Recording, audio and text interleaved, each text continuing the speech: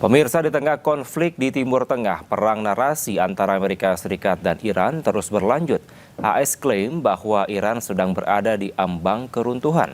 Sebaliknya, Iran menunjukkan kesiapan militernya yang semakin diperkuat.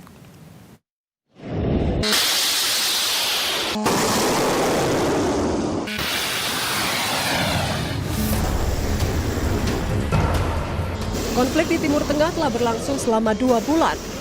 Di tengah gencatan senjata yang diperpanjang oleh Amerika Serikat, perang narasi antara AS dan Iran terus berlanjut. Presiden AS Donald Trump mengklaim bahwa Iran mengaku rezim mereka sedang berada di ambang keruntuhan. Sehingga Iran meminta Amerika untuk segera berdamai dan membuka Selat Hormuz saat Iran sedang berusaha menyelesaikan masalah kepemimpinan mereka. Sebaliknya, jubir Kementerian Pertahanan Iran, Jenderal Reza Tlaibani, menyatakan sistem keamanan Selat Hormuz akan lebih diperketat. Ia juga memperingatkan setiap serangan terhadap Iran akan mendapatkan balasan serangan militer yang lebih besar dari sebelumnya. Diketahui Selat Hormuz saat ini mengalami ketegangan akibat blokade militer AS dan kendali ketat Iran. Ketegangan tersebut membuat jalur Selat Hormuz sulit untuk dilalui dan mengganggu distribusi energi global. Pemirsa, di ujung tenggat waktu perang, Amerika Serikat justru semakin keras mengancam Iran. Ancaman tersebut muncul setelah Iran menghindar untuk berunding ulang.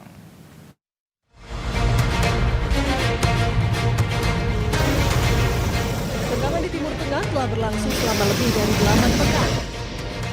Perundingan pertama antara Amerika Serikat dan Iran di Islamabad berakhir tanpa kesepakatan.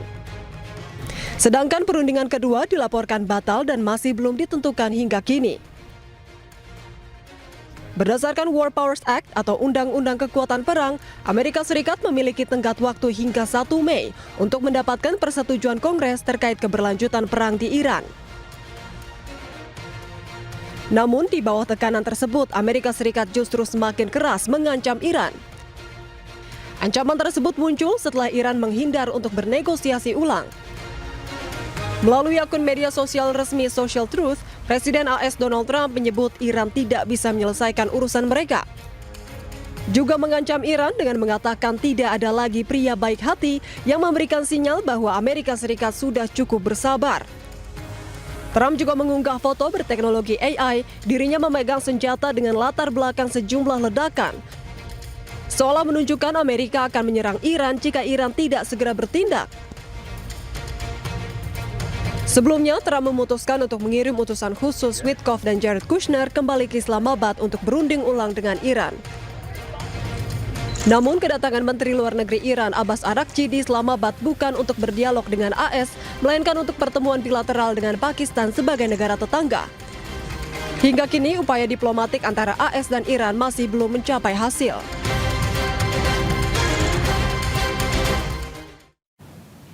Sementara itu, pemirsa, Amerika Serikat hanya punya tenggat waktu hingga 1 Mei untuk mendapatkan persetujuan Kongres terkait keberlanjutan perang di Timur Tengah. Jika batas waktu terlampaui tanpa persetujuan Kongres, maka AS harus menarik pasukan militernya pulang.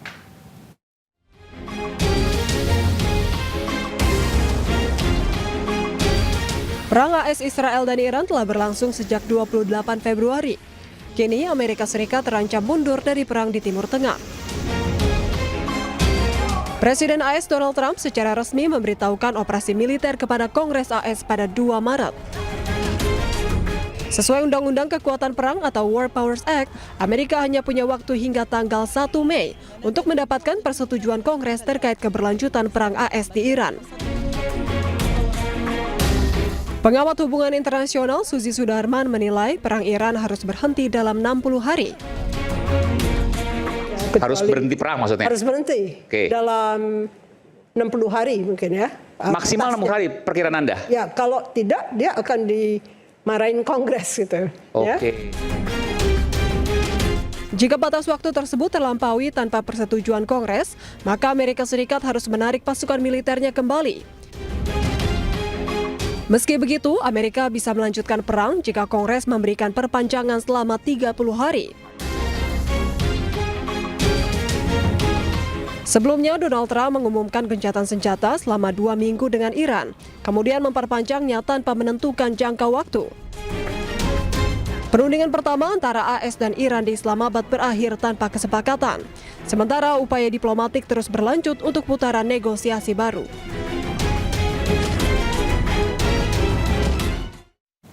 Pemirsa, perang Amerika Serikat dengan Iran yang mencapai batas waktu pada 1 Mei 2026 berpotensi melanggar hukum jika tanpa seizin parlemen. Pengamat hubungan internasional dari Universitas Indonesia, Suzy Sudarman, menyebut bahwa Kongres harus bisa yakinkan bahwa AS dalam bahaya jika terus melanjutkan perang. Jadi kalau saya melihat ini sebagai performance saja, performance yang harus dilakukan karena audiens dia adalah yang utama adalah audiens Kongres dan masyarakat Amerika Serikat.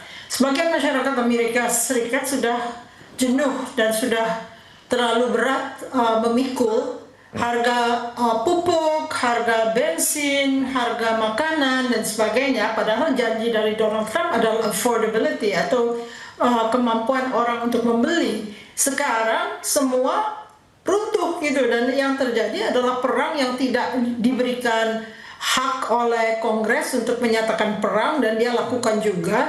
Hanya ada kendala sedikit yaitu sayangnya War Powers Act itu selalu bisa diveto oleh presiden dan untuk menanggalkan veto tersebut membutuhkan 2/3 suara. Apakah Kongres bisa mengumpulkan 2/3 suara untuk menolak veto Donald Trump andai kata War Powers Act dicoba diundangkan.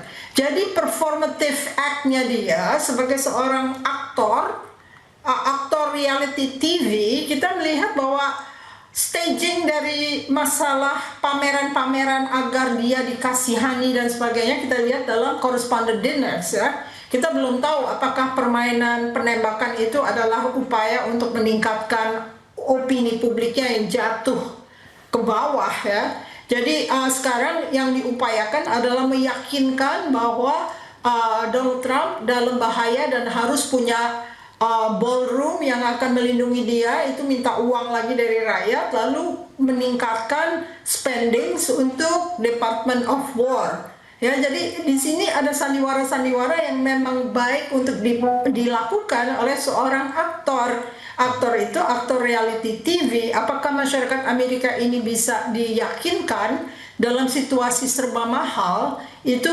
adalah jawaban yang harus dijawab oleh representasi mereka. Tapi karena representasi mereka di Kongres adalah kebanyakan orang-orang yang menerima sumbangan dari AIPAC, tentunya simpati yang besar ada di pihak melindungi Israel. Nah, di sini kuncinya. Apakah Donald Trump bisa meyakinkan publik Amerika yang sudah sangat skeptis tentang kaitan pengeluaran uang Amerika Serikat untuk melindungi Israel dan terlibat dalam perang-perang yang digagas oleh Netanyahu, tujuh perang dunia di dunia yang dilakukan oleh Amerika untuk membantu kawannya ini. Kita sekarang masih dalam pertanyaan besar karena sebetulnya Amerika selalu ingin menang. Itu adalah kulturnya. Kulturnya tidak memungkinkan seseorang itu, seorang presiden itu kelihatan kalah.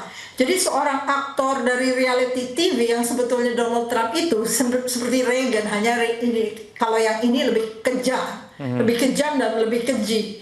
Jadi kalau kita lihat dia sedang memainkan performance di kalangan audiens Amerika, apakah bisa meyakinkan dengan adanya penembakan terhadap dia, ancaman kehidupannya dan sebagainya untuk bisa mengatasi suara opini rakyat yang sangat tidak mendukung Donald Trump. Ini dalam arti kata, ya? Trump sedang memainkan seolah menjadi playing victim gitu ya, Bu ya?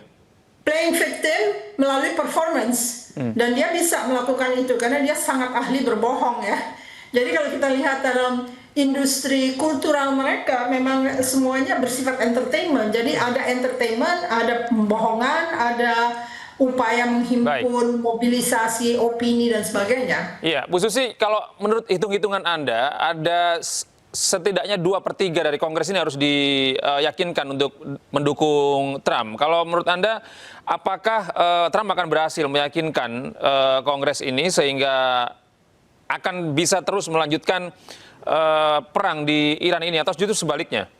Kita harus ingat bahwa War Powers Act hanya berhasil tahun 1973 waktu Perang Vietnam ya.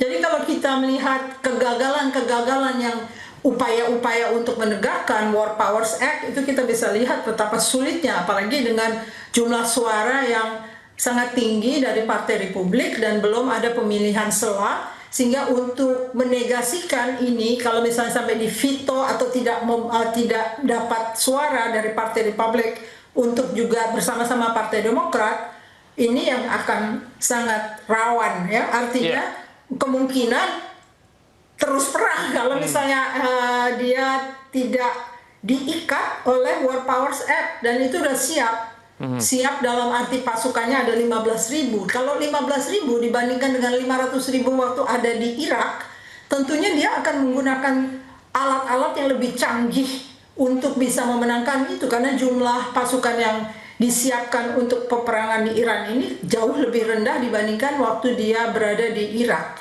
Bu, ini artinya kesempatan untuk menghentikan damai atau gencatan senjata yang diperpanjang secara permanen ini akan semakin tipis? Kita membutuhkan mujizat. Mungkin Paus bisa mendorong kalangan Katolik di kalangan kongresmen dan senator untuk bisa mengutamakan perdamaian dunia. Nah, ini kan kita hanya memperkirakan bahwa Paus punya pengaruh besar ya, tetapi kan banyak juga kongresmen itu beragama Katolik ya. Kalau misalnya mereka memang benar-benar teguh kepada agamanya, tentu akan berbeda hasilnya, karena ini masalah dunia yang sudah porak-poranda. Artinya perdagangan juga tidak bisa berjalan karena apa yang dilakukan oleh Donald Trump, dan tidak ada exit strategi, tidak ada strategi yang bisa ditunjukkan kepada audiens Amerika bahwa ini ada exit strateginya nanti. Jadi kita nggak tahu kenapa dia melakukan perang ini, kecuali apa yang diinginkan oleh Netanyahu, sehingga semua bertanya-tanya. Hanya masalahnya mereka semua takut Partai